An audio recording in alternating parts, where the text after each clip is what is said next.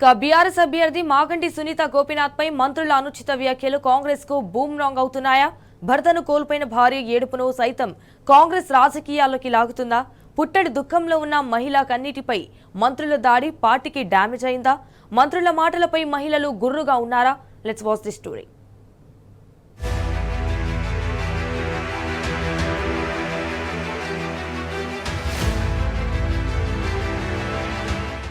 BRS MLA Maganti Gopinath అకాల మరణంతో జూబిలీహిల్స్ లో ఉప ఎన్నిక వచ్చింది. బీఆర్ఎస్ పార్టీ గోపీనాథ్ సతీమణి సునీతను అభ్యర్థిగా ప్రకటించింది. ఎన్నికల ప్రచారంలో భాగంగా ఇటీవల జూబిలీహిల్స్ నియోజకవర్గం కార్యకర్తల విస్తృత స్థాయి సమావేశం నిర్వహించింది బీఆర్ఎస్. ఈ సమావేశానికి ఆ పార్టీ వర్కింగ్ ప్రెసిడెంట్ కేటీఆర్ సహా పార్టీ నేతలంతా హాజరయ్యారు. సమావేశంలో బీఆర్ఎస్ అభ్యర్థి మాగంటి సునీత గోపీనాథ్ మాట్లాడే సమయంలో భావోద్వేగానికి గురై కన్నింటి పర్యంతమయ్యారు.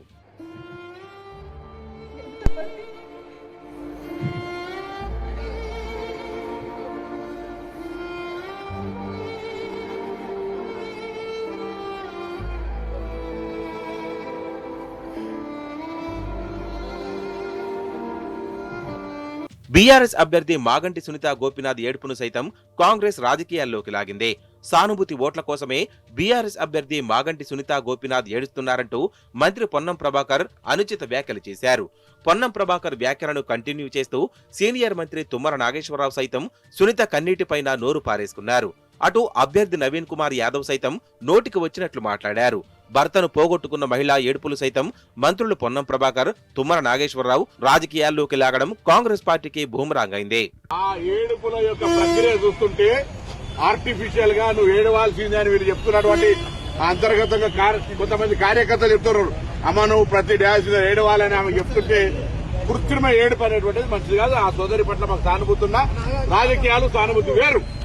వేదికల మీద రాజకీయ ప్రసంగాల మధ్య కన్నీళ్లు పెట్టుకుని సానుభూతి ఓట్లు సంపాదించాలనే ప్రయత్నం చేస్తున్న కన్నీళ్లు పెట్టుకుని ఒకరు ఓదారుతుంటే ఒక ఈ డ్రామా అంతా కూడా సినిమాలో చూసినట్టు అనిపిస్తా ఉంది.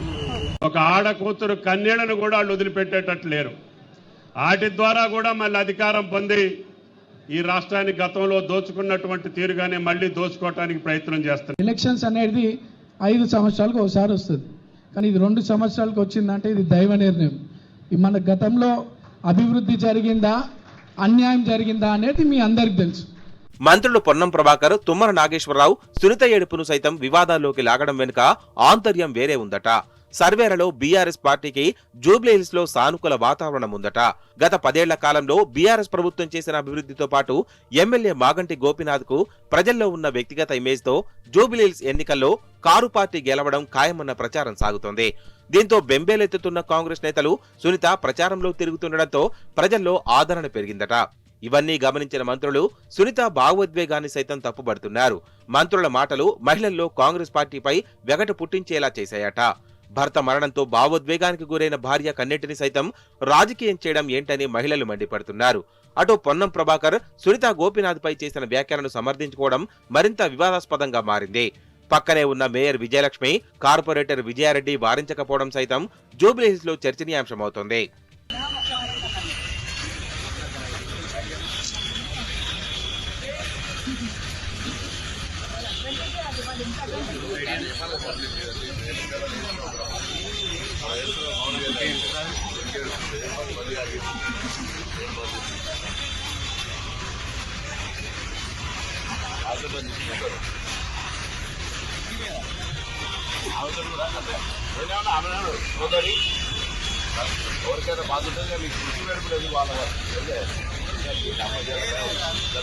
బీఆర్ఎస్ మహిళా అభ్యర్థి కన్నీటిపైన నోరు పారేసుకోవడం పట్ల కాంగ్రెస్ నేతలు గుర్రుగా ఉన్నారు. మంత్రుల వ్యాఖ్యలతో కాంగ్రెస్ కు నష్టం జరుగుతుందన్న భావనలో ఉన్నారు హస్తం నేతలు. మంత్రుల తొందరపాటు చర్యలు జూబ్లీహిల్స్ లో ఎటువైపు దారి తీస్తాయో, కాంగ్రెస్ జరిగిన నష్టాన్ని ఆ పార్టీ నేతలు ఎలా సెట్ చేసుకుంటారో చూడాలి.